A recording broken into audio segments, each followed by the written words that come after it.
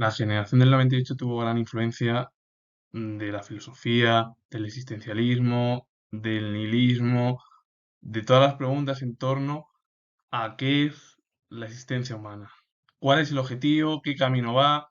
Y todo esto vino porque España perdió las últimas colonias de ultramar, Cuba, Puerto Rico y Filipinas, y eso que Estados Unidos le ofreció 15 millones de pesetas en 1848 y España, o el gobierno de España de aquel momento, se negó. Se podían haber vendido fácilmente y haber evitado un conflicto con Estados Unidos en 1898, que al final, bueno, acabó directamente con todas las colonias de ultramar eh, vendidas, incluso se vendieron las Islas Carolinas, las Islas Guam también, porque había potencias europeas como el Imperio Alemán que le, bueno, ofrecieron dinero y las compraron. Se vendió todo de ultramar. Lo único que le quedaba ya a España eran los territorios de África que se conquistaron allá por el año 1860. Bueno, sí, 1860 y bueno, era lo único hasta luego ya, bueno, pues en la dictadura que se independizaron todos los territorios hasta el año 75 con la situación del Sáhara Occidental. Y todos los literatos de la generación del 98 tienen influencia de estas, bueno, de las principales figuras como Schopenhauer, Kierkegaard, Nietzsche, Bergson, bueno, filósofos importantísimos y muy conocidos en bueno, la filosofía universal, no solo europea. Y se hace la pregunta, y temas de España, y los problemas, y todo ello. Entonces, yo voy a hacer un contexto, las figuras, la influencia de estas figuras filosóficas europeas en nuestros literatos españoles de la generación del 98. Contexto. Literatos importantísimos en España de la generación del 98. También del modernismo, como pone abajo, algunos he nombrado.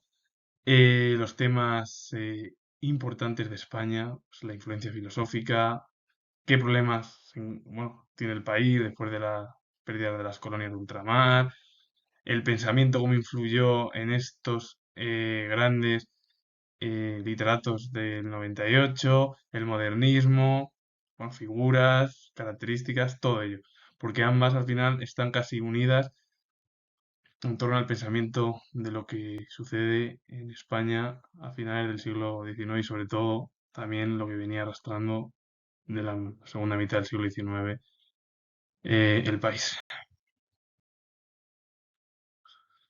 A mediados del siglo XIX Estados Unidos ofreció la compra de las colonias de ultramar a España por 15 millones de pesetas, Cuba, Puerto Rico y Filipinas, hasta el 10 de diciembre de 1898. Por cierto, esto hubiera sido muy sencillo haberlas vendido el gobierno español. Al final perdió todo en el último, bueno, en el siglo XIX.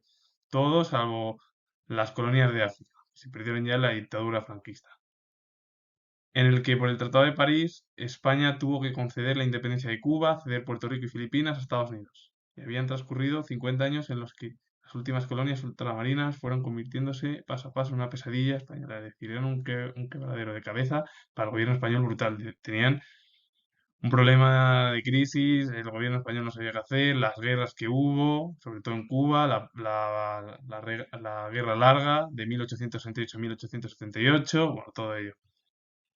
Ante el desastre del Tratado de París, España mostró la apatía y el cansancio que había sido denunciados poco antes por Francisco Silvera en un famoso artículo titulado Sin pulso. Frente a la parálisis nacional, algunos escritores jóvenes dejaron oír su voz de protesta. Y entre ellos, bueno, pues destacó Azorín, quien popularizó el nombre de Generación del 98, incluyendo a otros literatos, Unamuno, Valle Inclán, Baroja, Maeztu, Benavente y Rubén Darío, aunque Rubén Darío perteneció al modernismo.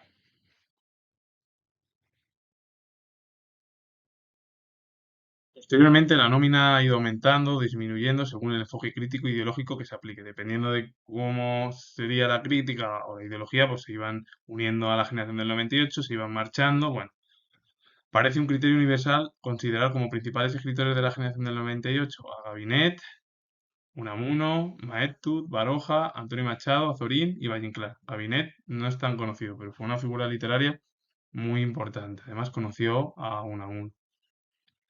No obstante, cualquier intento de clasificación que se haga fundamentado en contraponer generación del 98 y modernismo como dos movimientos enfrentados, estará destinado a confundirnos. Antonio Machado y Valle Inclán, por ejemplo, reunieron en muchas de sus páginas lo mejor de ambas concepciones literarias. Si queremos dividir modernismo, generación del 98, se puede, pero al final va a ser un lío y no es tan sencillo. Es verdad que el modernismo y la generación del 98 nada tienen que ver, primeramente, pero ambas están unidas. Igual que la generación del 14 y la generación del 27. Tienen que ver, pero tampoco. Pero sí están todas unidas. La aparición en la escena político-social se produjo de forma fragmentada. Unamuno y Gabinet entrecruzaron cartas en 1895 y 1898, recogidas en el Porvenir de España, a propósito de los temas de la regeneración nacional. Azorín, Baroja y Maeztu, en cambio, formaron en 1896 el Grupo de los Tres, dedicados algún tiempo a colaborar en proyectos periodísticos y políticos de izquierda. Por cierto, Ramiro de Maeztu tuvo en su primer, bueno, en su ideario eran ideas progresistas de izquierda y finalmente cambió totalmente de ideología.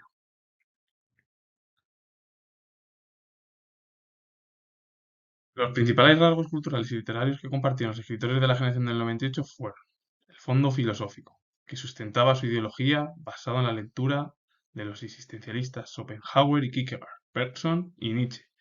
Especial influencia tuvieron las doctrinas existencialistas en la literatura de Unamuno, las doctrinas de Bergson en la poesía de Machado y Nietzsche en las novelas de Pío Baroja. Todos estos filósofos que hablan del existencialismo, de la humanidad, del ser humano, de esa existencia, penetran en este grupo del 98.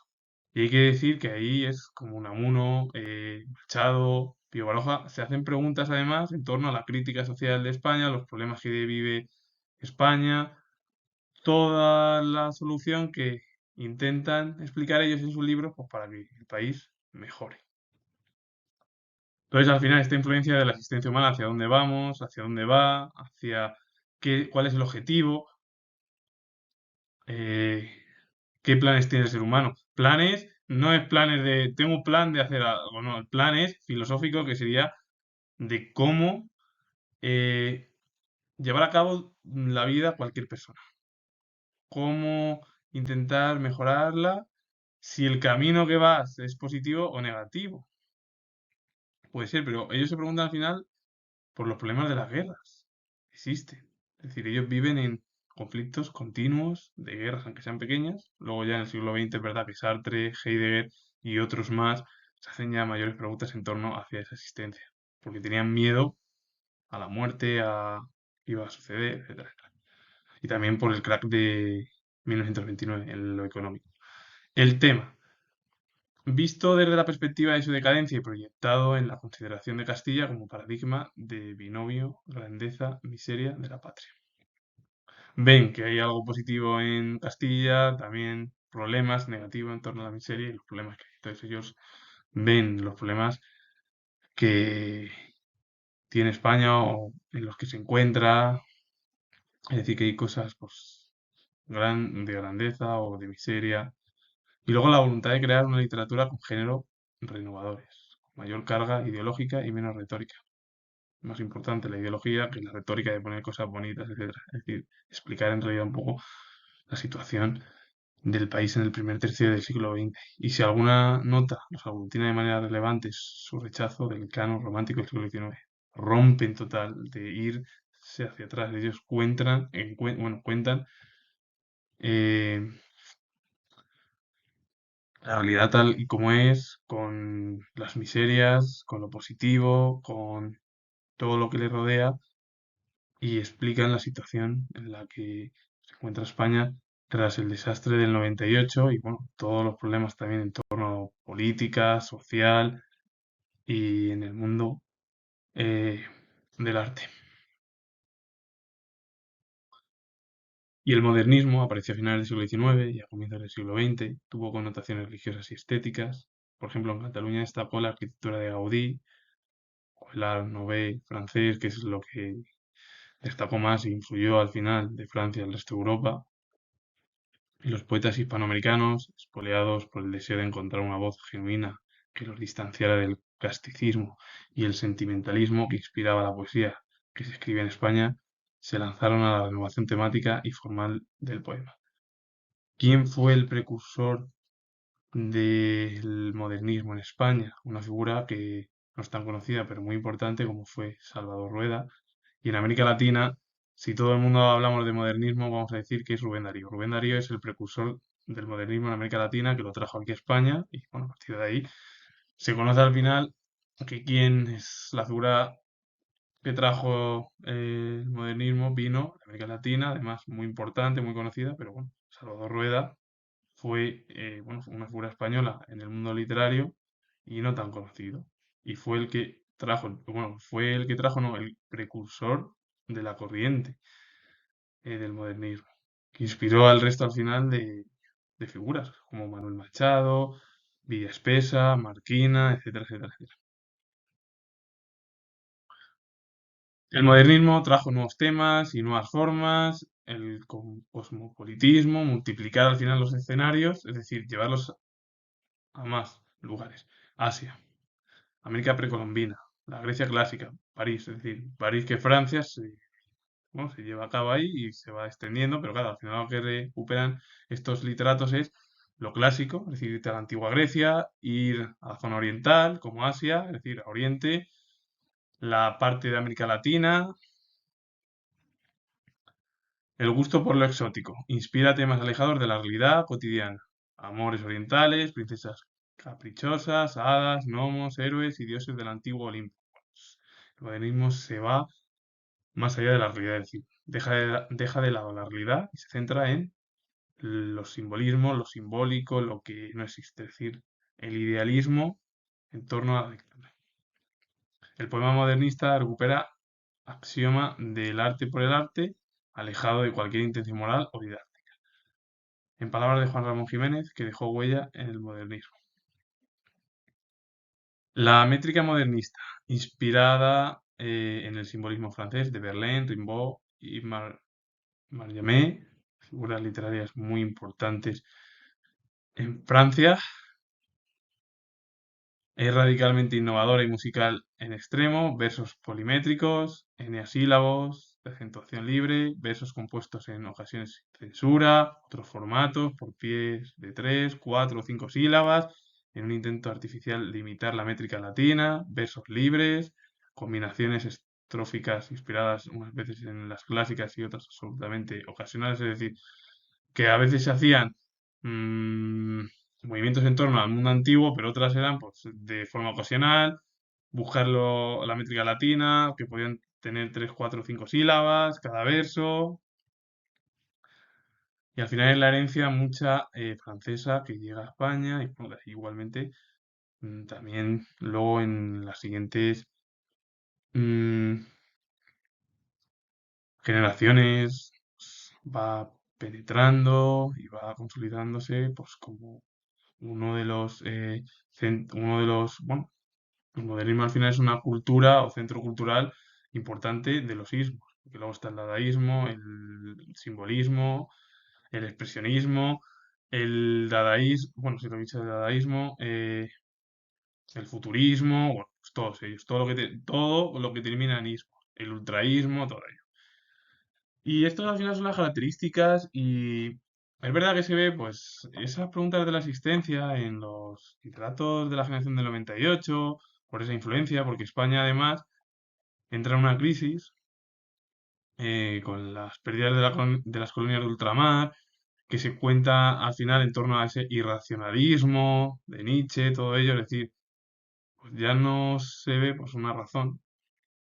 Y claro, muchos de ellos se preguntan qué es y en qué consiste ese movimiento y al final el movimiento es los problemas que puede tener el ser humano de la existencia, de hacia dónde camina y que hoy en día se pueden trasladar, pues sí se pueden trasladar, porque hoy en día la herencia del siglo XX y la del siglo XXI es la herencia de esa existencia de por qué vamos a guerras. Y entonces al final uno se pregunta, ¿pero a dónde vamos el mundo? El mundo va a conflictos. Bueno, porque el ser humano es la única especie que quiere además acaparar todo. Dinero, políticas, da igual. Y, y es una opinión porque es así. Ninguna especie del mundo, de las que existen ni las que han existido, se han comportado así con las características de su naturaleza biológica. Nadie, nadie. Yo creo que a lo mejor el ser humano es porque tiene otras costumbres y que a lo mejor es que tampoco piensa qué es el sentido en sí, mm, de dónde, bueno, sí, de la vida en sí, pero hacia dónde va. Hacia dónde se pregunta, hacia dónde camina, qué es lo que quiere realizar, porque a veces ni, bueno, nadie incluso sabemos hacia dónde vamos, si a lo mejor ese camino que estamos haciendo en torno a cualquier cosa puede ser que sea provechoso, es decir, que sea positivo o que no. Entonces, las preguntas es siempre hacia dónde va el ser humano, pero claro, yo tengo claro la historia y me hago esas preguntas. Si es verdad que el ser humano quiere seguir lo que está haciendo, puede ser que sea ya la autodestrucción, pero ya total, biológica. No quiere decir que se piense a lo mejor en torno a la existencia, pero puede ser que haya un problema un día, un colapso, por una mínima crisis, ya sea en la alimentación, y a lo mejor acabe poco a poco disminuyendo su población y en un futuro no muy lejano desaparezca. Pero bueno, así es la situación biológica. Y si os ha gustado en sí este recorrido, que al final es un poco historia, literatura y principales figuras, como he nombrado, y luego filosofía muchas, ¿verdad? Pues darle a like, suscribiros y comentar. Y os mando saludos. Adiós.